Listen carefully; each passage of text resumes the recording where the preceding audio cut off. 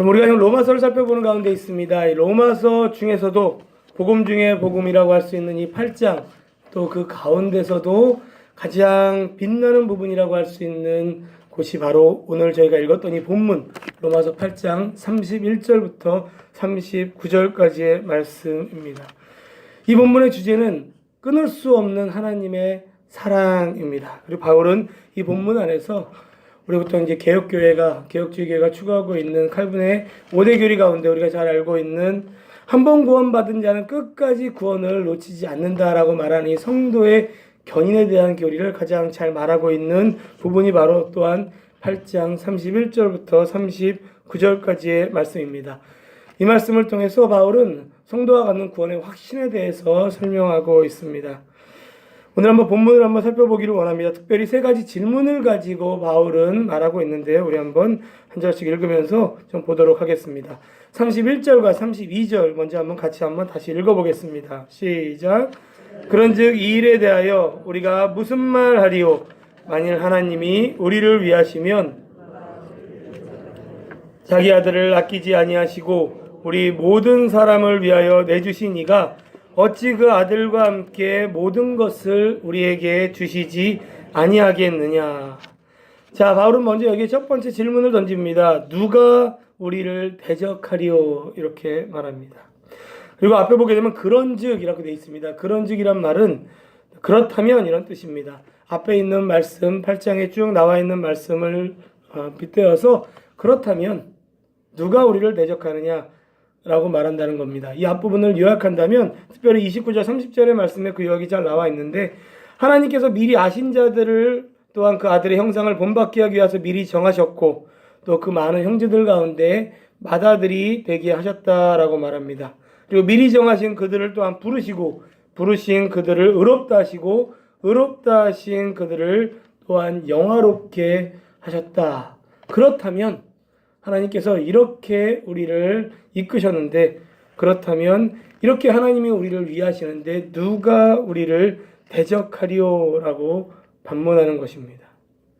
여러분, 하나님께서 우리를 하나님의 아들로 대하시는데 그의 맏아들로 대하시는데 누가 감히 우리를 함부로 대적할 수 있겠습니까?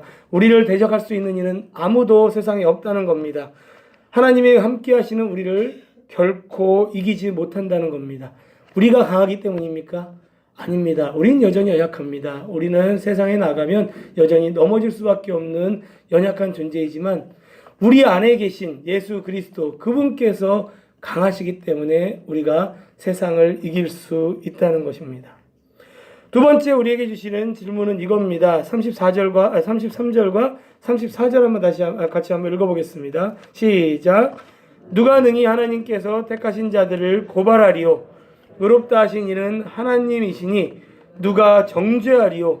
죽으실 뿐 아니라 다시 살아나신 이는 그리스도 예수시니 그는 하나님 우편에 계신 자요 우리를 위하여 간구하시는 자시니라.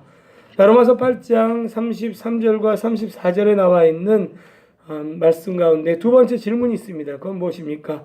누가 고발하리요? 또한 누가 정죄하리요? 라고 묻습니다. 누가 감히 하나님의 자녀를 고발할 수 있습니까? 누가 하나님의 자녀를 감히 정죄할 수 있습니까? 라고 말합니다. 정죄할 수 있습니까? 없습니까? 없다라고 바울은 단호해서 말합니다. 왜 그렇습니까? 의롭다 하신 이는 하나님이시니 하나님께서 우리들을 의롭다라고 여겨주셨는데 어떻게 감히 하나님의 자녀인 이 자들을 향해서 누가 정죄하고 잘못했다라고 말하고 고발할 수가 있냐는 것입니다. 이 땅과 만물의 창조주의자 의로운 재판장이신 하나님께서 우리를 의롭다고 하신다면 여러분, 세상 재판에서도 우리가 아무리 죄가 있어도 거기서 당신은 무죄입니다. 땅 선언하면 어떻게 됩니까? 주변에서 아무리 정죄해도 법대로 해라. 법이 나를 의롭다고 했기 때문에 나는 의로운 자다라고 우리가 주장할 수 있는 것처럼 의로우신 재판장이신 이 세상 만물을 창조하시고 세상을 다스리시는 그분께서 우리가 의롭다고 하시면 그 어떤 누구도 우리를 정죄할 수 없다는 것입니다. 아무리 마귀가 우리를 죄인이라고 얘기하고 우리를 정죄하려고 하고 우리의 죄를 끌어내려고 한다 할지라도 우리는 예수 그리스도 때문에 우리는 의롭다라고 하는 이 사실이 우리를 정죄하지 못하게 만든다는 것입니다.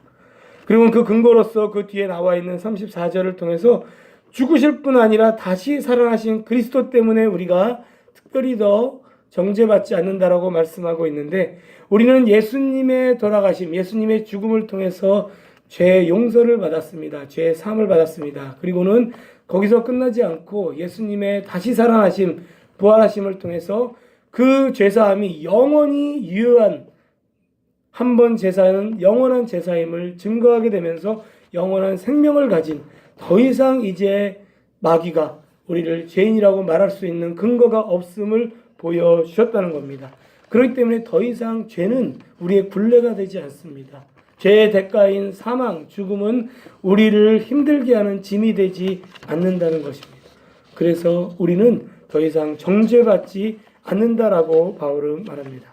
그리고 35절부터 39절까지의 말씀을 통해서 이 최후의 절정의 모습을 우리에게 보여주고 있는데 같이 한번 읽어보겠습니다. 시작. 누가 우리를 그리스도의 사랑에서 끊으리요? 환난이나 공고나 박해나 기근이나 적신이나 위험이나 칼이랴. 기록된 바 우리가 종일 주를 위하여 죽임을 당하게 되며 도살당할 양같이 여김을 받았나이다 함과 같으니라. 그러나 이 모든 일에 우리를 넉히 이기느니라. 내가 확신하노니 사망이나 생명이나 천사들이나 권세자들이나 현재일이나 장래일이나 능력이나 높음이나 깊음이나 다른 어떤 피조물이라도 우리를 우리 주 그리스도 예수 안에 있는 하나님의 사랑에서 끊을 수 없으리라. 아멘. 여러분, 이 말씀이 예수 믿는 우리에게 가장 큰 위로가 되는 큰 말씀 중에 하나입니다. 누가 끊으리요? 누가 우리를 그리스도의 사랑에서 끊을 수 있느냐라고 묻습니다.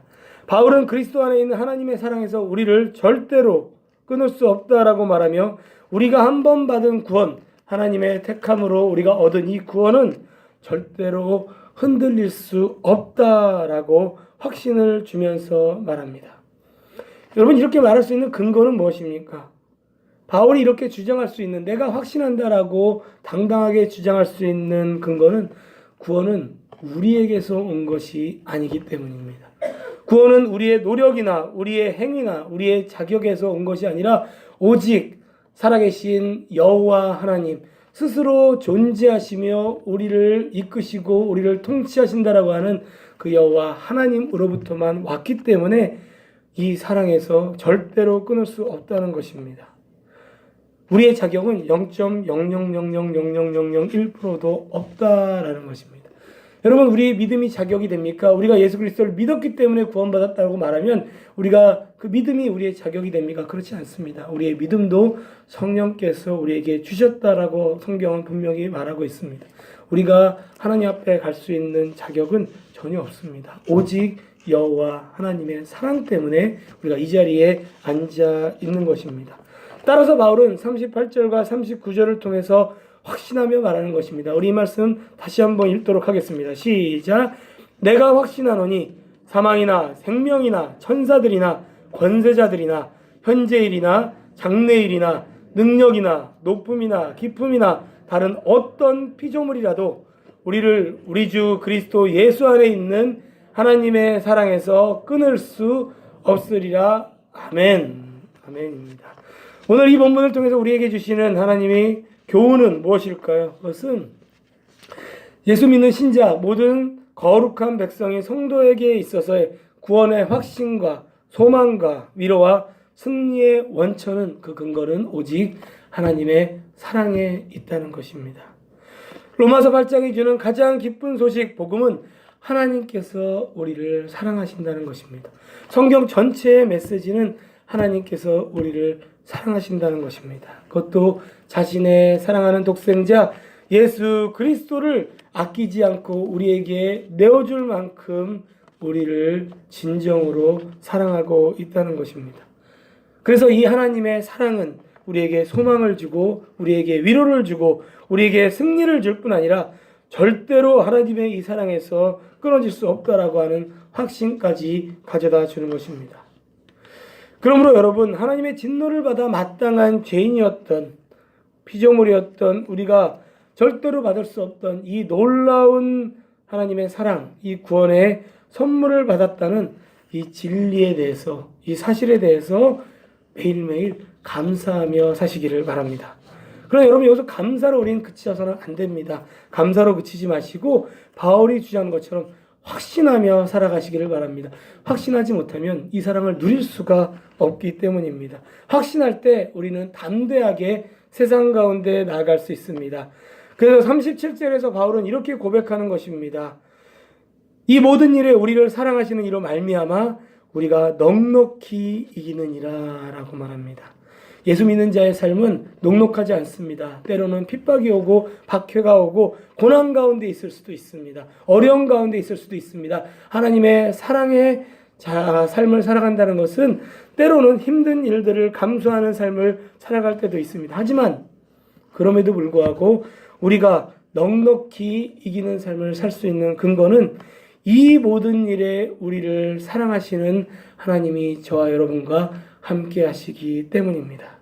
이것이 예수 믿는 우리가 세상에서 살아가는 가장 큰 위로이자 또 살아내야 되는 삶입니다. 하나님의 사랑은 우리가 어디에 있든지 무엇을 하든지 낙담하거나 좌절하거나 고난 가운데 있다 할지라도 실패하는 상황 가운데 있다 할지라도 언제나 항상 넉넉히 이길 수 있는 힘을 주십니다. 이 진리의 말씀을 꼭 믿으시기를 바랍니다. 바라옵기는 이 십자가에서 보여주신 하나님의 사랑을 온전히 신뢰하면서 또 의지하면서 확신할 수 있는 저와 여러분 되시기를 바랍니다. 그래서 우리가 누리는 이 사랑을 우리만 누릴 것이 아니라 세상에 나가서 방황하고 좌절하고 낙담하고 길 잃어버린 수많은 영혼들을 향해서 여러분들 전하시면서 그들도 이 하나님의 사랑 안에 거하며 세상을 넉넉히 이길 수 있는 이 기쁜 소식, 이 복음의 소식을 증거하는 일에 쓰임받을 수 있는 그런 하나님의 부활의 증인되는 저 여러분 되시기를 주님의 이름으로 축원합니다.